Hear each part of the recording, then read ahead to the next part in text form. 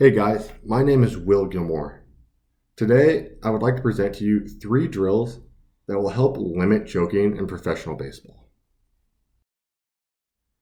As an overview, I will first cover a brief background of the demands of baseball pitching, both physically and psychologically, because both have been suggested to play a large role in the success of a pitcher.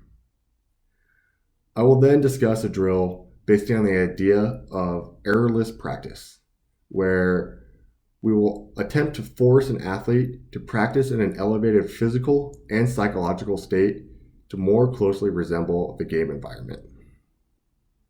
After that, I'll describe a drill based on effective learning design, where emotion-laden learning experiences will be used to effectively simulate the constraints of game performance. This drill will be more tailored to the hitters, though, and will force them to engage more than they normally would in a normal practice environment.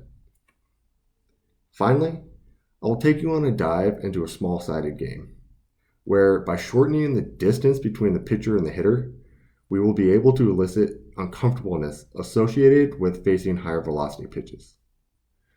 As a bonus, this drill will also manipulate the time between plays, which will help develop the tactical decision-making skills of our defenders. So to quickly go over the demands of pitching. The physiological intensity associated with baseball pitching among professional starting baseball pitchers does seem to be primarily anaerobic in nature. This is in agreement with many of the long-held beliefs among practitioners regarding the physiological intensity of pitching. By nature, it is short duration, repetitive, with max effort explosion towards home plate, and it's followed by a brief rest between pitches and/or plays. Now, even in the last 2 years in professional baseball, rules have been put in place to limit the time between pitches to a max of 30 seconds.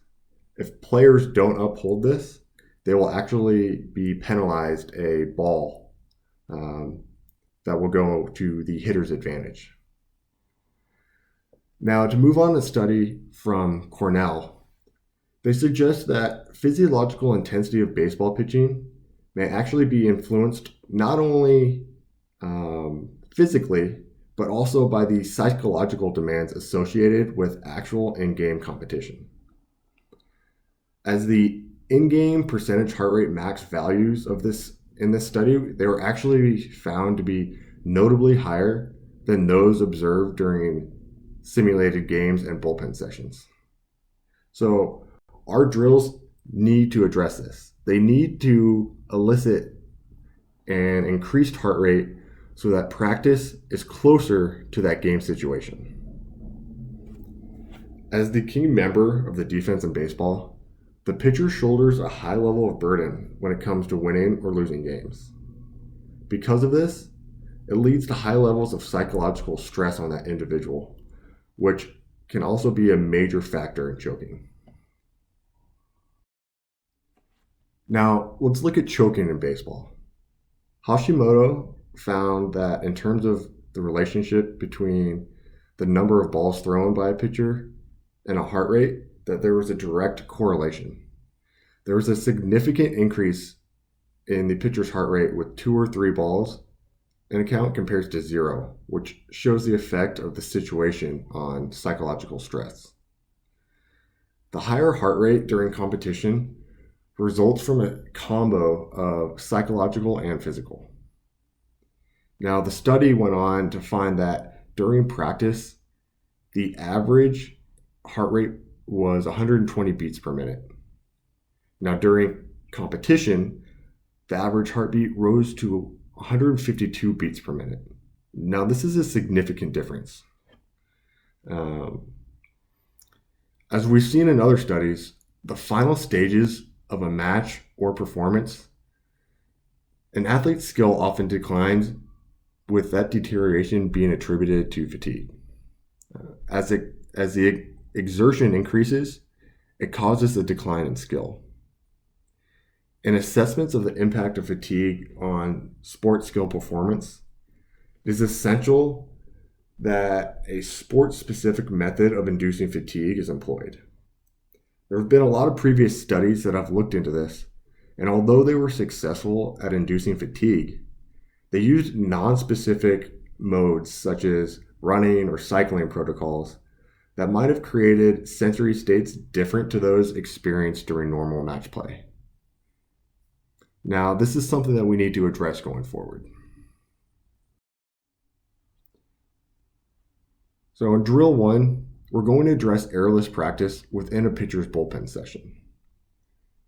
In a traditional bullpen or pitching practice, it doesn't include a hitter, it doesn't include any game situations, an umpire, or even balls and strikes. This is simply a pitcher going on the mound, throwing 30 to 35 pitches, wherever he likes, however he likes. And there's really very little game mentality to this practice. And as Hashimoto noted, the heart rate during a normal bullpen is much less than during a real game. To make this practice more game-like, we need to elevate our pitcher's heart rates. So to do this, in this first drill, we'll have the pitcher run a lap around the bases before he steps on the mound to throw his bullpen. He will then show up, throw a simulated at-bat with an umpire who is calling balls and strikes behind home plate. At the end of every at-bat, the pitcher will be sent on another lap around the bases. That way we can maintain that higher heart rate. And in an effort to create even more of a game environment, we're going to have speakers behind the pitching mound that are going to play loud crowd noises as he throws his pitches. Each time he throws a ball, the crowd is going to boo. And then on top of this, each time the pitcher comes back to the mound, the pitching coach will give him a new situation, which will be pre-scripted. And so, for example, the coach can set the stage for the ultimate at bat. Bottom of the ninth inning, bases loaded, 2 outs, and the team up by 1 run. If the pitcher gets the hitter out, the team wins the game. If he does not succeed, the team loses. Now, because the coach will have these preset situations, he can easily keep track of the amount of errors committed during that bullpen. And over time, we'll be able to objectively track the player progression.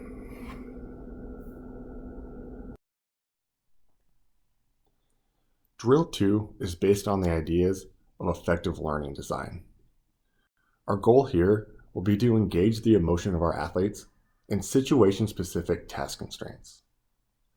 When it comes to mastering skills, it is essential for students or athletes to exercise cognitive processes, but retention is usually diminished if the effective domain is ignored.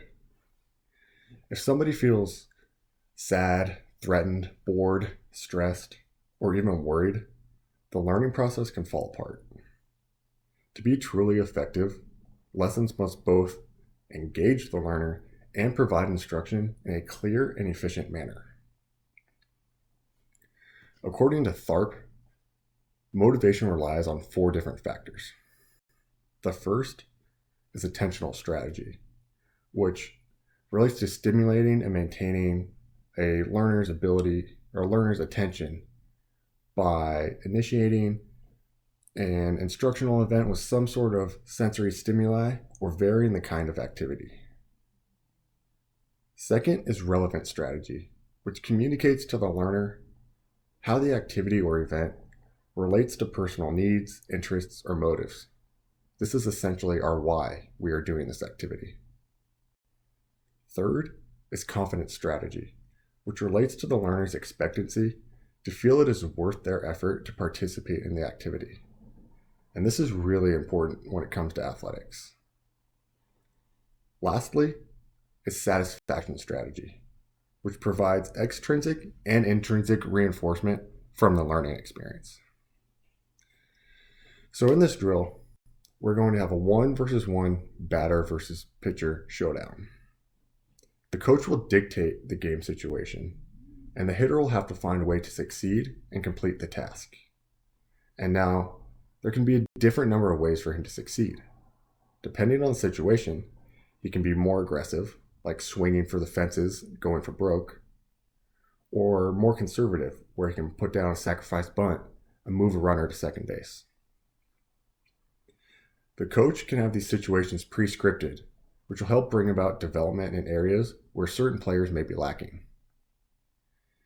The coach will tell the situation to the athlete right before he walks to home plate. The team will be on the sideline cheering or jeering, which will help create a more pressurized environment. We are hoping that this elicits intense emotions that get the hitter out of his comfort zone. And doing that will actually more closely resemble a normal game environment. Another way to get the hitter out of his comfort zone is by moving the pitcher closer to home plate. This will effectively increase the velocity of the pitches coming his way, forcing the batter to adapt on a perception action level, as well as dealing with the emotions associated with high velocity pitches. Emotion is important because emotion-laden experiences are considered to energize behavior and facilitate an investment in tasks because emotion adds context to these actions, which is different than an athlete merely going through the motions in isolated practice drills, which is actually what you see in traditional batting practice. We'll finish this drill with a coach review of the performance, as well as a self-report from the player, which hits on the satisfaction strategy from Tharp. The coach and player can discuss what went well, what didn't go so well, and possible strategies for improvement in similar situations in the future.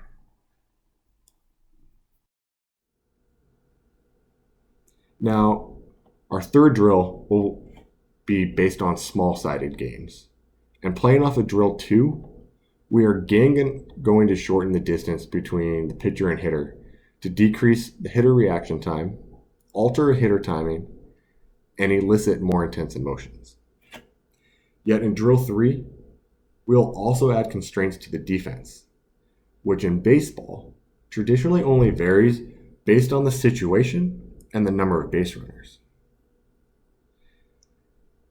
One thing that has always been imperative to the game of baseball is that the bases are 90 feet away from each other. This is never going to change. So rather than physical constraints on the defense, we will limit them by the amount of time between plays, which will change the whole dynamic of baseball, because traditionally it is a game that has never been played on a clock. Now, the shortened time between plays will force players to evaluate situations more quickly and process tactical decisions more efficiently. The decreased time will mimic the sped up panicked thinking that occurs during big games and situations, and will help develop specific tactical principles. Olmedo notes that the manipulation of game variables can actually increase the intention of the players, because it actually increases the amount of information perceived by them, which can facilitate the teaching learning process of specific tactical principles, which is what we're going for. A different little wrinkle that we can throw into the mix is going to be manipulating the baseball. We can make the ball wet, muddy, whatever we want. By not telling the defense when this ball is going to be put into play, the players are going to have to react at a moment's notice, just as they would in real competition when the elements are unpredictable. Because baseball is played outside, the elements do have a sizable impact on the playing conditions. This is something that is rarely, if ever, addressed in baseball practices. So by manipulating these variables, we're providing the defense with a chance to practice known situations in a completely different environment. With these athletes engaged mentally, we are able to have repetition without repetition. Now, to review, I hope that I've conveyed that pitching in baseball is a highly anaerobic, interval-based activity. While these players may not be running great distances or jumping all around, they are getting their heart rates up to 85 and even 90% of their heart rate max. So continuing to practice in the traditional manner, like baseball players have done for the last 100 years, is leaving a lot of progress and even future success on the table. Current research has brought to light the difference in physiological demands between practice and game situations. As we showed, there's actually a vast difference between practice and games. So we can use this evidence along with maybe just a little bit of creativity to better prepare our pitchers for high stress situations. We can do this by having them run before their bullpens, which will increase their heart rate and should help buffer from the performance block known as choking. In our second drill, we will use principles derived from effective learning design to engage the players in situation-specific task constraints. By setting the hitter up in a situation in front of the whole team where he's either going to succeed or fail, should elevate their emotional and tactical capacities as professional hitters. And thirdly, with evidence from small-sided games adapted to baseball, we will manipulate the often lamented slow pace of the game. By cutting out this variable, we will force our defense to increase their cognitive processing skills in certain situations. They're also going to learn how to deal with the unknown, which comes with playing a sport outside that is subjected to the elements.